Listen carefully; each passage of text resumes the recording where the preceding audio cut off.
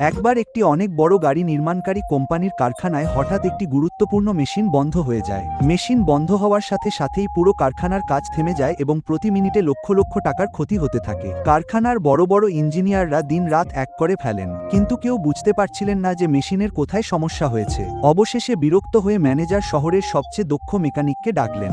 Mechanic এসে চুপচাপ প্রায় 5 মিনিট ধরে মেশিনটিকে উপর থেকে নিচ পর্যন্ত ভালো করে দেখলেন। তারপর তিনি তার ব্যাগ থেকে একটি ছোট হাতুড়ি বের করলেন এবং মেশিনের একটি বিশেষ অংশে হালকা আঘাত করলেন। পরের মুহূর্তেই মেশিনটি আবার চলতে শুরু করল। ম্যানেজার খুব খুশি হলেন এবং মেকানিককে জিজ্ঞেস করলেন, আপনার বিল কত হয়েছে?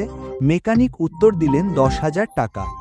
এটা শুনে ম্যানেজার রেগে গেলেন। তিনি বললেন, মাত্র একটা হাতুড়ির আঘাতের জন্য 10,000 টাকা? এটা কি করে সম্ভব? আমাকে পুরো বিল তৈরি করে দিন এবং জানান যে আপনি এত টাকা কিসের জন্য চাইছেন। মেকানিক একটি নতুন বিল তৈরি করলেন এবং ম্যানেজারের হাতে দিলেন।